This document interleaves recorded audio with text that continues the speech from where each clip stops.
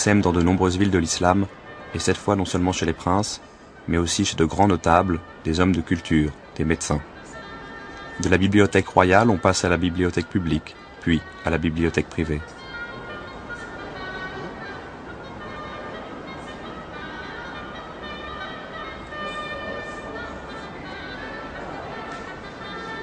Et c'est à ce moment-là que la langue arabe, appelée à épouser la complexité des savoirs philosophiques et scientifiques, accomplit sa deuxième métamorphose. Le message prophétique a donné à cette langue sa puissance incantatoire. Les grammairiens du IXe siècle vont apporter à son répertoire profane une richesse et une rigueur exceptionnelles.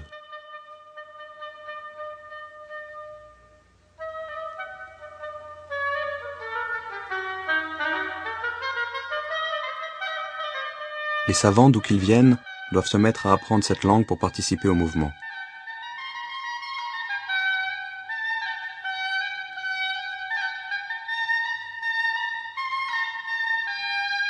Al-Biruni raconte « J'ai été élevé dans une langue, celle du Khorezm, où la science se trouverait aussi à l'étroit qu'un chameau dans une gouttière. Je me suis donc mis à apprendre l'arabe et le persan. Mais notre religion et l'empire sont arabes. C'est pourquoi les sciences de toutes les régions du monde ont été traduites dans la langue des Arabes. Aussi se sont-elles embellies, ont-elles pénétré les cœurs, et la beauté de la langue a coulé dans les veines et les artères de tous. »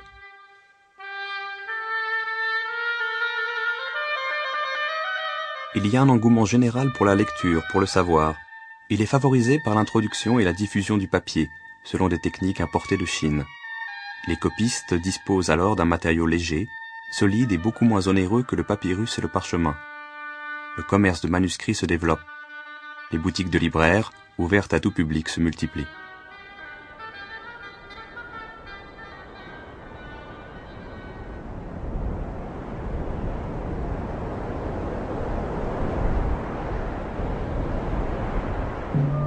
Le livre devient le vecteur d'un mouvement intellectuel qui touche à tous les domaines du savoir. C'est ainsi que l'inestimable gisement des manuscrits grecs, que l'Europe avait oublié et que Byzance se refusait à exploiter pour des raisons dogmatiques, peut réintégrer dans la langue des Arabes le flux vivant de la pensée universelle.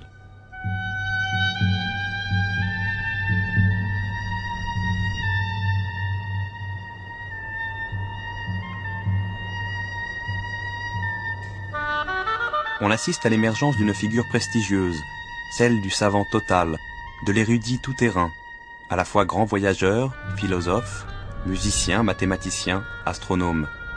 Précurseur des encyclopédistes du XVIIIe siècle, ces savants abordent librement tous les sujets intéressant les fondements de la cité, en même temps qu'ils pratiquent la médecine, la chimie ou la botanique.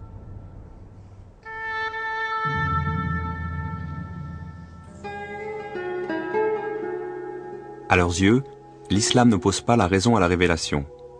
Au contraire, l'islam tient la raison pour un irremplaçable instrument de la pensée. Il lui assigne même pour mission d'éclairer la révélation.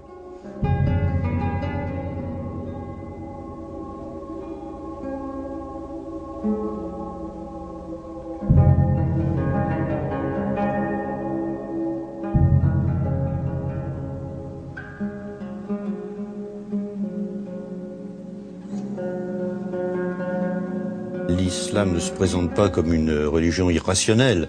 Il y a des aspects dans le Coran, c'est bien connu, qui prônent la réflexion. Et les sciences islamiques s'étaient déjà formées, étaient rompues à la discussion, etc. Donc ce n'était pas...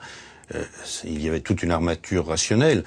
Mahmoud, il a voulu, je pense, si on prend le problème de ce point de vue-là, sa décision politico-culturelle a consisté à introduire un usage de la raison que les musulmans n'avaient pas inventé, qui avait été inventé par d'autres, mais qui pouvait avoir son intérêt.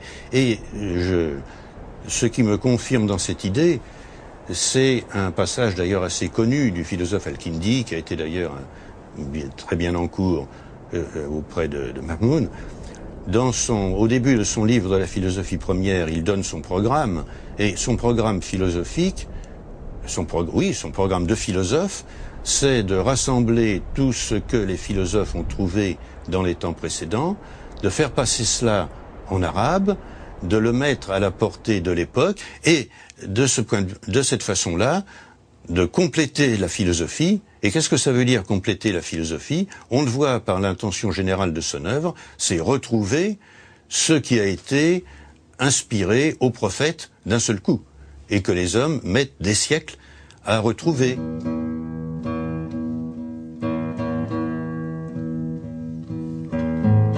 Je crois qu'il y a un ajustement entre les mentalités.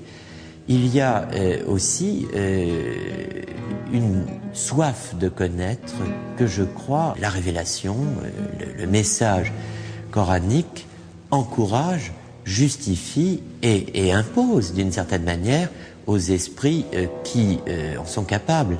La révélation coranique appelle tout homme, où qu'il soit, à proportion de son talent naturel, de son fond mental, à connaître la vérité. Alors ça ne veut pas dire que tout le monde doit être philosophe, naturellement, mais ça veut dire que ceux qui ont la capacité de le devenir doivent affronter leur destin, leur destinée, leur destination. Et c'est ce qu'a compris le pouvoir abbasside. C'est ce que met en œuvre cette maison de la sagesse. C'est une maison pour les sages, bien entendu, faite par des sages, pour des sages, mais c'est une maison qui, au fond, va devenir un foyer pour l'humanité entière, parce que, qu'on soit à un bout ou à l'autre de cet immense empire, on peut en recevoir finalement quelques lumières, si on y est appelé. Donc je crois que là, il y a une rencontre heureuse, rare, précaire, entre le message religieux et finalement la situation de l'époque, dans tous ses aspects. Il y a des savants pour faire de la science, il y a les moyens économiques d'organiser la circulation des échanges, et puis il y a la volonté politique de le faire. Ces trois conditions sont rarement réunies, hélas, à toutes les époques de l'histoire.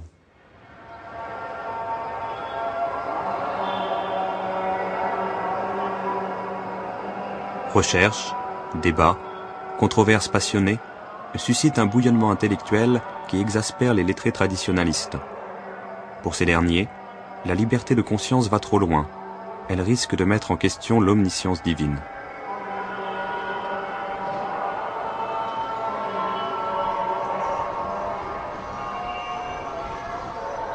Un de ces lettrés, Ibn Qutayba, ridiculise en ces termes les intellectuels laïcs. Le fin du fin, pour eux, est de lire des choses sur la marche des astres, de s'intéresser à la logique, alors qu'ils ne comprennent rien à la loi de Dieu.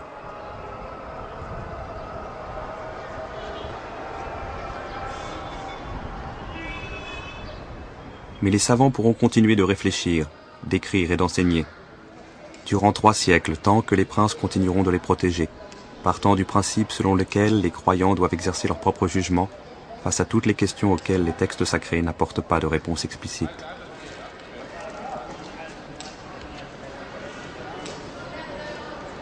Le vrai titre de gloire de Bagdad au cours de cet âge d'or, il est là. C'est d'avoir osé penser que l'homme pouvait accéder, par l'expérience et la raison, à des vérités qui, loin d'insulter à la parole de Dieu, permettaient au contraire de l'éclairer. Que les savoirs profanes, acquis ici-bas, convergeaient naturellement vers cette parole, comme vers leur clé de voûte, dans le ciel.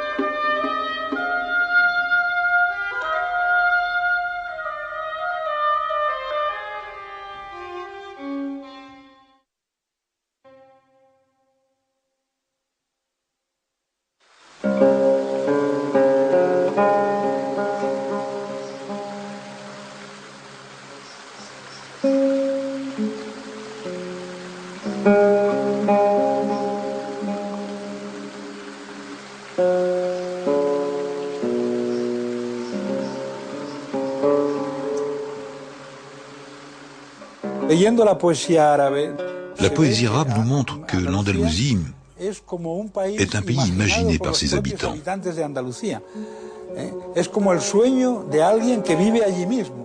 Il semblerait que ses habitants l'aient construite à l'image de leurs rêves.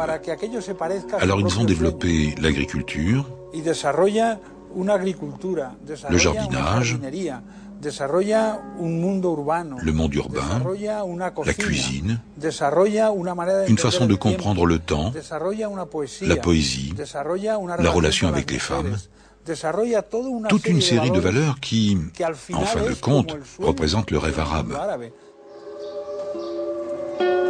De nos jours, lorsqu'un arabe parle de l'Andalousie, il parle encore d'un rêve, d'une puissance, de son califat. Mais en réalité, il parle d'une grande œuvre, d'un immense décor dont le monde arabe avait besoin à cette époque pour se réaliser pleinement.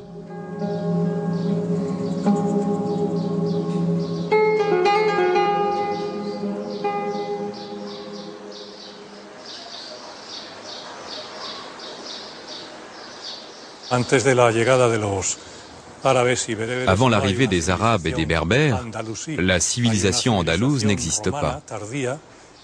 Une civilisation romaine, apparue tardivement, est présente à caractère hispanisant. À leur arrivée, les musulmans vont trouver l'Hispanie, qui est sous domination wisigoth, mais conservant les traditions culturelles et sociales du monde romain.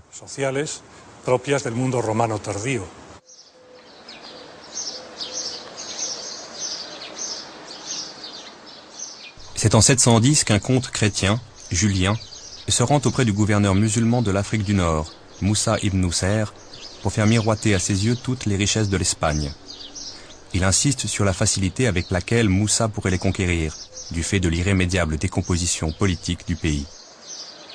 Tenté mais hésitant devant les risques, le gouverneur consulta d'abord Damas, où le calife omeyyade finit par autoriser une simple expédition de reconnaissance, avec cette recommandation: gardez-vous bien d'exposer les musulmans au danger d'une mer démontée. Les Arabes ne possédant pas d'embarcation, c'est le comte Julien qui dut fournir les 4 bateaux sur lesquels furent transportés les 300 fantassins et 100 cavaliers qui firent la première expédition. Simple razzia, mais concluante puisqu'elle sera suivie en 711 d'une deuxième expédition beaucoup plus conséquente, sous la direction de Tariq, qui allait donner son nom au détroit, Djibal Tariq, devenu Gibraltar.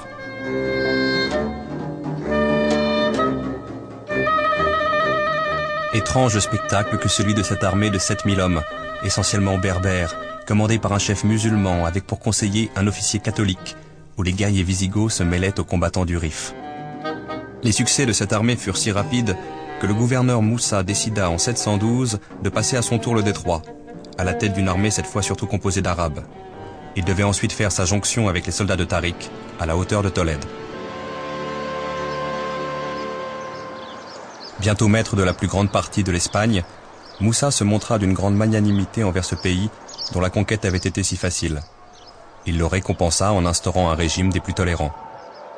On raconte même qu'il reprocha amèrement à Tariq d'avoir inutilement versé le sang de quelques chrétiens lors de la seule vraie bataille qu'il avait eu à livrer jusqu'à Tolède.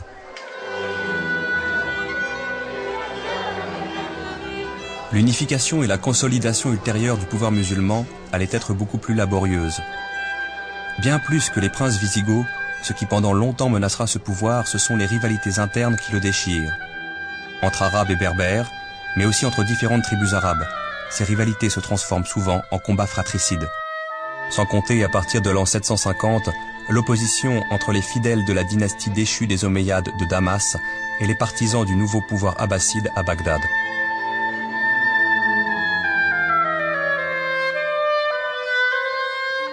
L'Andalousie sera justement le terrain de la revanche des Omeyyades sur les Abbassides. Un jeune prince omeyyade, seul rescapé du massacre de sa famille, va réussir à gagner l'Espagne et à fédérer sur son nom les principales forces musulmanes. Un émirat omeyyade est créé, avec Cordoue pour capitale, qui parviendra peu à peu à stabiliser ses bases politiques et à établir en Espagne une suprématie musulmane incontestée.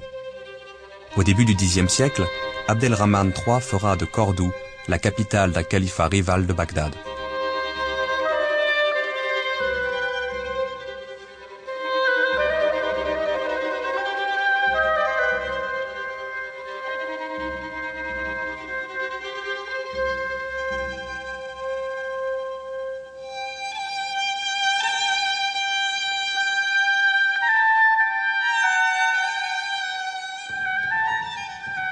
Les richesses accumulées à Cordoue au Xe siècle sont colossales.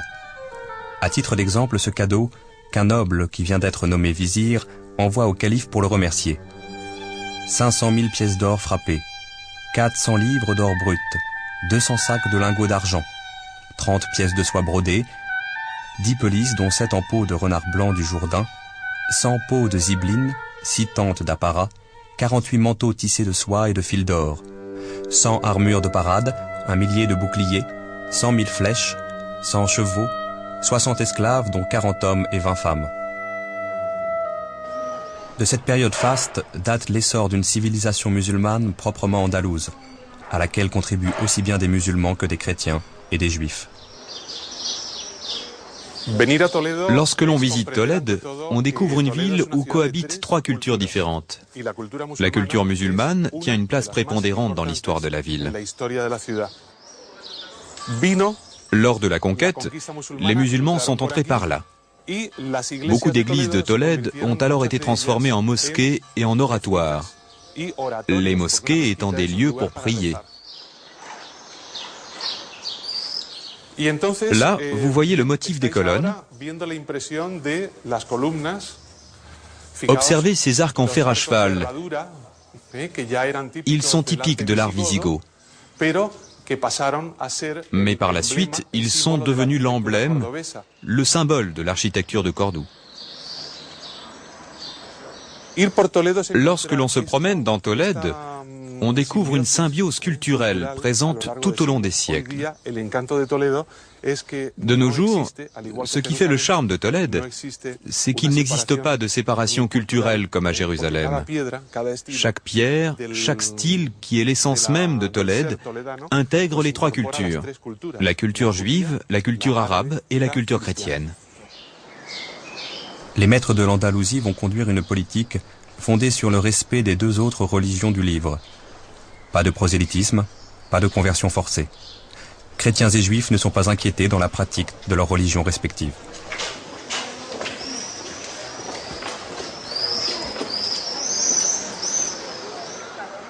Même lorsque l'on assiste à des conversions massives de chrétiens, désireux de bénéficier du statut fiscal préférentiel accordé aux musulmans, les communautés restées chrétiennes continuent de prospérer à l'abri des persécutions. Elles gardent leurs églises, leurs couvents, des chefs chrétiens responsables, des percepteurs spéciaux. Elles ont même des magistrats appliquant sous le contrôle de l'administration musulmane le code gothique du Liber Judicum.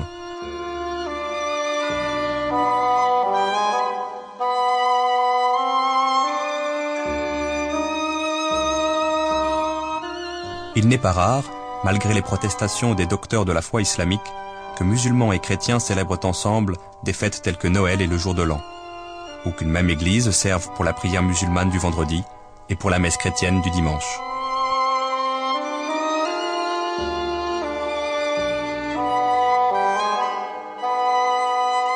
Juifs et chrétiens vont occuper des postes parfois importants dans l'administration musulmane, certains d'entre eux devenant des familiers ou des conseillers des califes et des princes. Lorsqu'à certains moments des fanatiques catholiques provoquent délibérément le pouvoir, en proférant des insultes publiques contre l'islam, ils sont condamnés à mort, mais généralement désavoués par leurs propres coreligionnaires. Quant aux juifs, ils maintiennent une loyauté totale à l'égard de l'administration califale.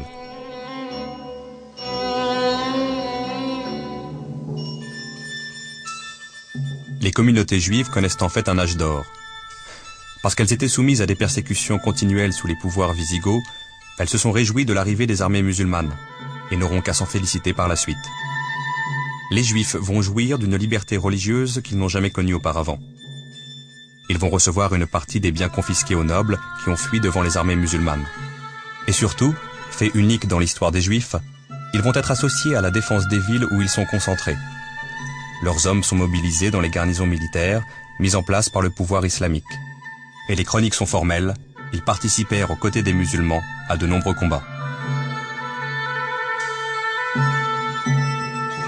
Les musulmans arrivent en Espagne, où il y a déjà des juifs depuis très très longtemps, depuis de nombreux siècles, en disant « Nous sommes les porteurs de la langue qui a transmis la dernière révélation. » Vous savez que la dernière révélation, celle du Coran, a été transmise au prophète, à Mohammed, par l'archange Gabriel en langue arabe.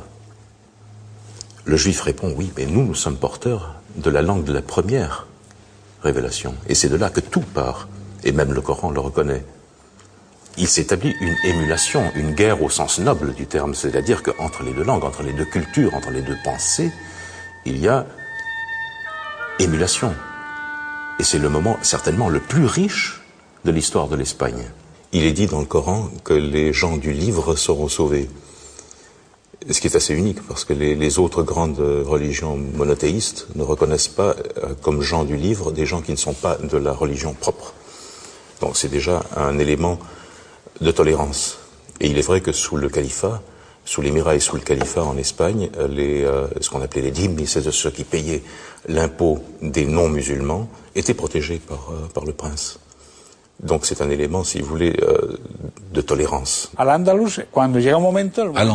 est à son apogée lorsque le califat brille de tous ses feux, c'est-à-dire lorsque Tolède est sous l'influence islamique. Alors celui qui est de Tolède se dit être andalou parce que Al-Andalus ne se restreint pas seulement au sud de l'Espagne, et en faire partie autorisait la pratique de n'importe laquelle des trois religions.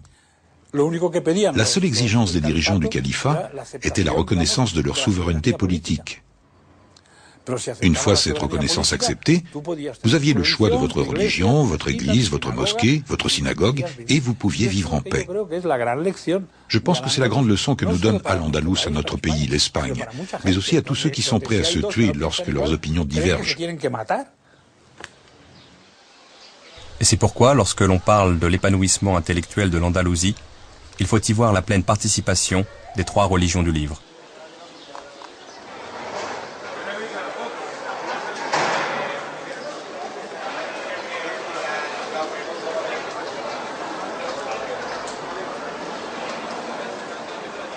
En dépit de la rivalité politique qui l'oppose à Bagdad, Abdelrahman II envoie un grand savant en Mésopotamie pour rechercher, acheter ou recopier des ouvrages scientifiques traduits du grec et du persan. Il pensionne richement astronomes et médecins. Ayant un droit de préemption sur toutes les marchandises importées, il lui arrive d'accorder audience à des marchands récemment arrivés d'Arabie ou de Byzance pour se voir offrir leurs livres les plus précieux. Les marchandises les plus prisées et les plus chèrement payées en Andalousie, ce sont alors les livres rares.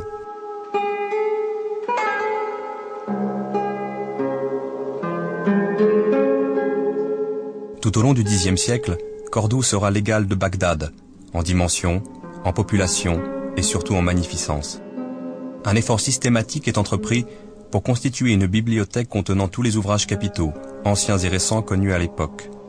Un réseau de dépisteurs, de collecteurs, de copistes, étendu à l'ensemble du monde islamique, achemine vers Cordoue une fabuleuse collection d'ouvrages, égale en importance à celle des califes abbassides.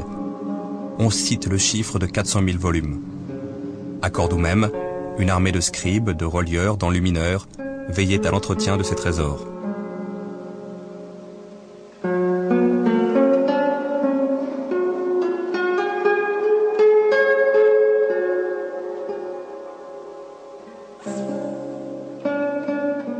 À l'exemple du calife, toute l'aristocratie constitue de magnifiques bibliothèques privées. Et à l'exemple de Cordoue, Tolède, Valence, Grenade, Séville constituent leur cénacle de poètes, de lettrés, de philosophes et de savants qui tous travaillent dans d'excellentes conditions de confort et de sécurité grâce à la protection des princes.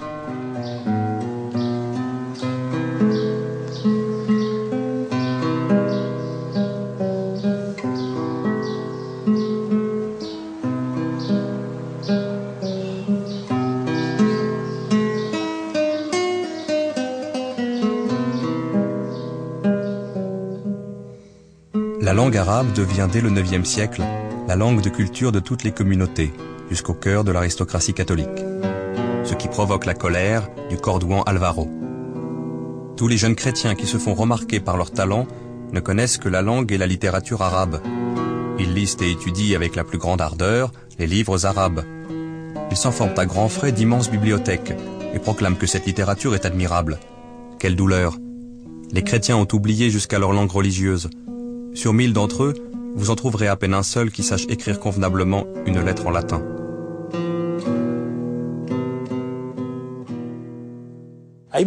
Dans beaucoup de poèmes, il est écrit que celui qui a vécu en Andalousie ne pourra jamais aller en enfer, car il a déjà vécu au paradis. Ils avaient l'impression de vivre dans un endroit merveilleux. C'est un sentiment qui perdure encore de nos jours chez les Andalous. L'Andalou croit encore de nos jours que Séville et l'Andalousie sont ce qu'il y a de mieux au monde. Il croit que celui qui ne boit pas de vin à Séville n'en boira jamais ailleurs, et que les plus belles femmes du monde sont à Séville. Tout ceci est peut-être lié, même si ces idées de nos jours ont un peu tendance à s'estomper, du fait que les Andalous de l'époque pensaient qu'ils vivaient dans le plus bel endroit du monde. En Andalousie, l'enseignement primaire est si largement répandu que la plus grande partie de la population sait lire et écrire, contrairement aux royaumes chrétiens du nord de l'Europe. Certains artisans vont jusqu'à refuser d'engager des apprentis analphabètes, même si la lecture et l'écriture sont inutiles dans leur métier.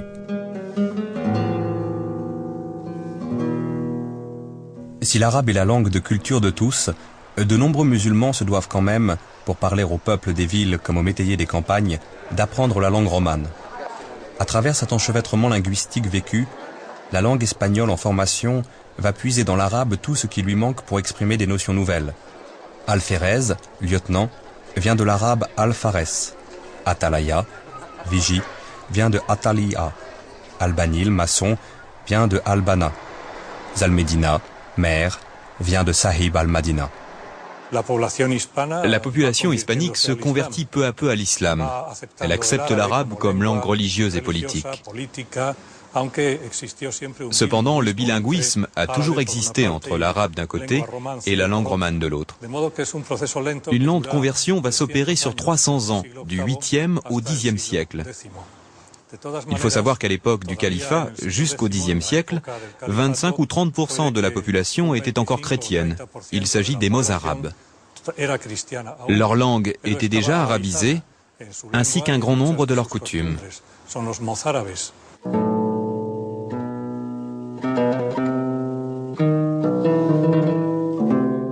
Cependant, la domination culturelle n'empêche pas un jeu d'influence réciproque en profondeur entre les différentes communautés. Ainsi, phénomène unique en société musulmane, les femmes commencent à sortir sans voile, à briller dans les milieux cultivés, à se distinguer dans certains cénacles par leur talent de poétesse et de lettrée. Quelque chose d'essentiel bouge dans le statut figé de la femme, qui d'ailleurs soulèvera l'indignation de nombreux docteurs de la loi islamique.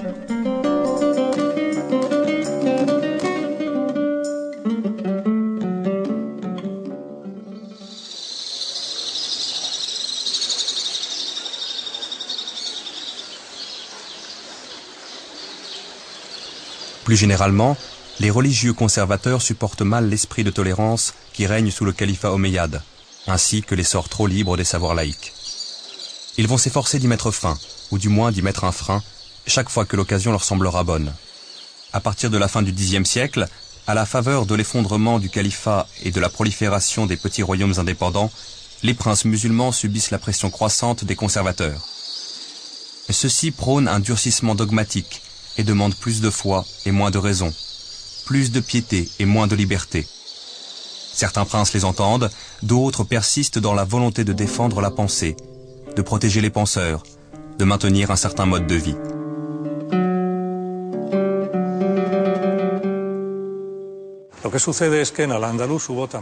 À l'époque d'Al-Andalus, tout au long du IXe siècle, beaucoup de luttes internes se succédèrent. Les rebelles musulmans furent souvent soutenus par les rois chrétiens. Cette tendance à trouver un soutien militaire ou politique chez les adversaires s'est maintenue tout au long du XIe siècle, durant l'époque des rois de Taïfas. Même durant le XIIe siècle, il y eut beaucoup de mercenaires chrétiens venus du Nord. Le Cid est l'exemple typique de caudillo et de guerrier chrétien, qui sert à la fois les autorités musulmanes, en tant que mercenaires, et ses idéaux politiques et religieux, en tant que chrétiens. L'armée du Cid, sa troupe, était constituée de mercenaires. Très souvent, ils étaient payés par les musulmans pour combattre le comte de Barcelone. Bien sûr, le Cid ne combattait pas son propre roi, Alphonse VI de Léon. Le nom Cid, Sidi, signifie le Seigneur. Bien que la situation générale soit hostile, des alliances militaires et politiques vont se former.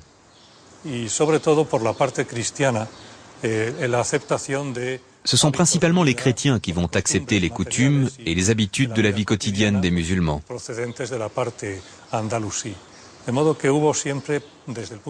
Les chrétiens du Nord sont partagés entre deux sentiments. D'un côté, prédomine un sentiment d'hostilité, le souhait d'en finir avec l'hégémonie islamique dans la péninsule. De l'autre, ce sentiment est compatible avec le respect de la culture et d'autres aspects de la vie musulmane. La cohabitation avec les musulmans est tolérée. Après la reconquête, ils pourront le plus souvent rester dans le pays. En Espagne même, dans les territoires reconquis par les catholiques, il ne sera pas rare de voir, en vertu d'une mystérieuse osmose, de nombreux princes adopter le cérémonial de cour des califes, réunir autour d'eux des lettrés, aller même parfois jusqu'à battre monnaie à double légende, castillane et arabe.